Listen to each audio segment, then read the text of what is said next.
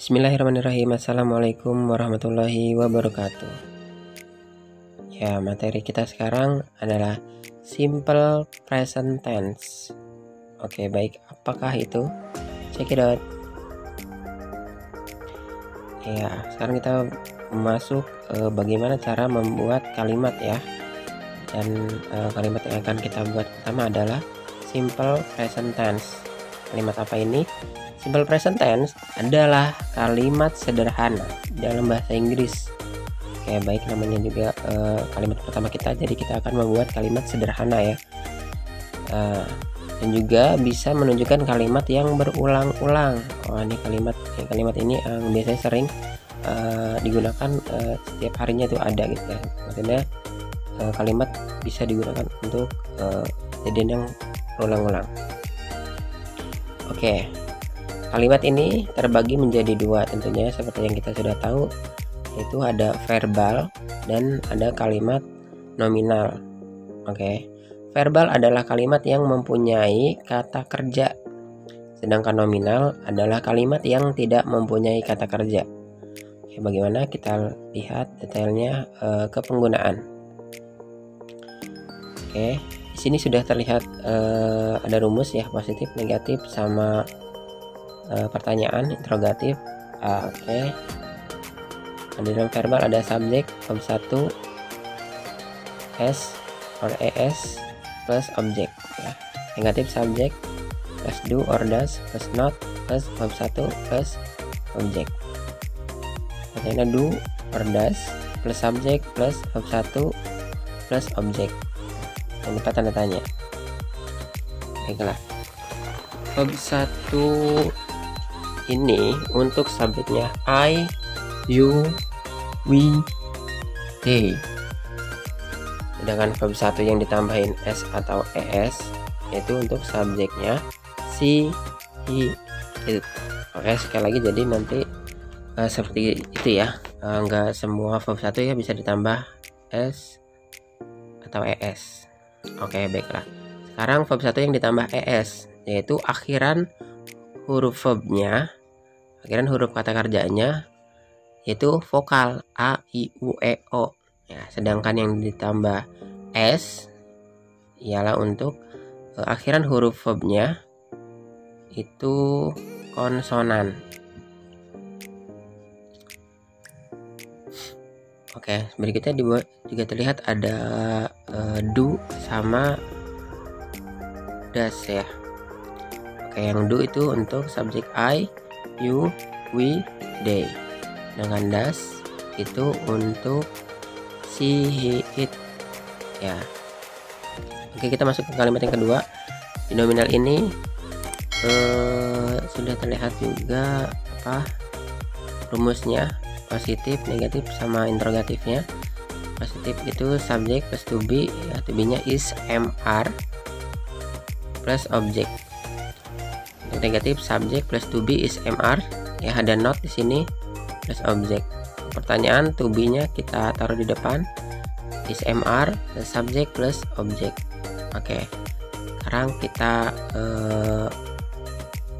lihat to be ini untuk subjek yang apa aja, karena di situ ada 3 to be pilihan ya, yaitu ada is untuk she, he, it subjeknya, ada m untuk subjek I, ada R untuk subjek you, we, they.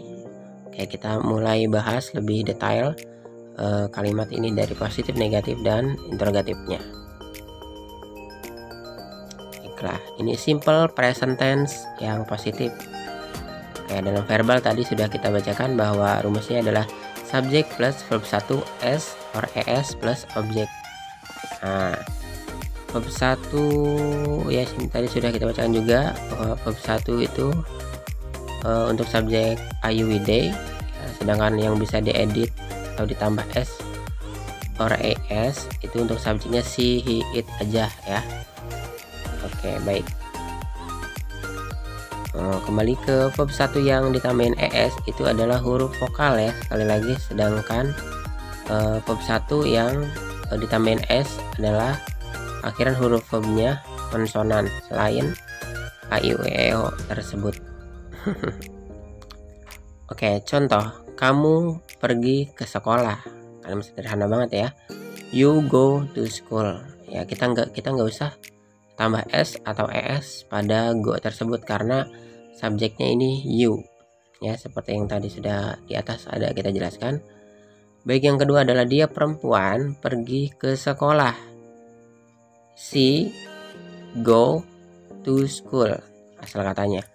Tapi karena subjeknya adalah she, jadi ditambah s atau es. Tapi kita lihat dulu akhiran huruf verbnya apa nih. Nah, karena akhiran huruf verbnya adalah o atau vokal, maka dari itu kita tambah yang verb 1 ditambah es tersebut. Jadi she goes to school ya.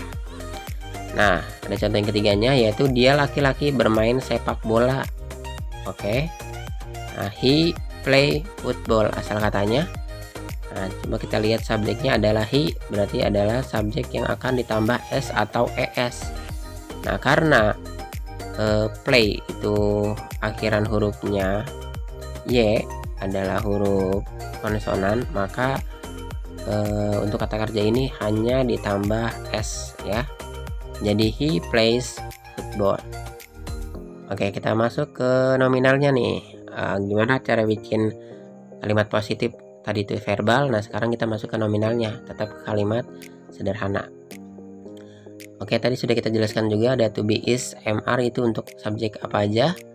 Is untuk she, he, it, m untuk subjek I, r untuk subjek you, we, they. Masuk ke contoh. Kamu di sekolah. Nah, simpel banget ya kalimatnya, kamu di sekolah. Berarti you are in the school. Ya, kenapa? Karena you itu to be-nya adalah are ya. Oke, dia perempuan cantik. She is beautiful karena to be-nya she adalah is. Yang terakhir, saya bahagia. I titik-titik happy tadinya ya. Karena di kalimat ini adalah kalimat yang gak ada kata kerja, jadi harus ditambah to be. To be-nya I adalah am. Baiklah, kira-kira seperti itu. Kita lanjut ke ini dia, kalimat negatif. Ya, baik, kalimat negatif di verbalnya ada subjek plus do or does ya, tambahin not, verb 1 objek. Do ini untuk subjek I, you, we, they sekali lagi, sedangkan does untuk subjek she, he, it. Oke. Masuk ke contoh. Saya tidak memakan pisang.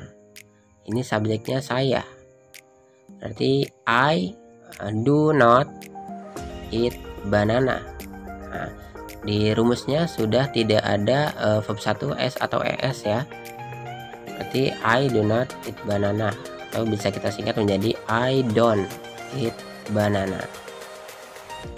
Dia perempuan tidak memakan pisang. Dia perempuan she. Nah, kita lihat di situ ada subjek yang she itu ditambahnya does. Berarti she does. Tambah not, she does not. Verb 1 murni, satu aja eat banana. Berarti she does not eat banana, atau bisa disingkat menjadi she doesn't eat banana. Oke, masuk ke nominal. Nominal ada rumusnya yaitu subjek plus to be is mr plus not plus objek. Nah, tadi kita udah paham ya yang di positif, jadi nggak perlu kita bacakan lagi tentang to be dan pasangan subjeknya.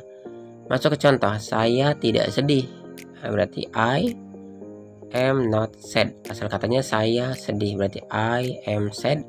Karena ini kalimat negatif, kita harus tambah kata tidak, berarti saya tidak sedih, jadi I am not sad atau I'm not sad ya jika disingkat. Dia perempuan tidak sedih. She is not sad ya.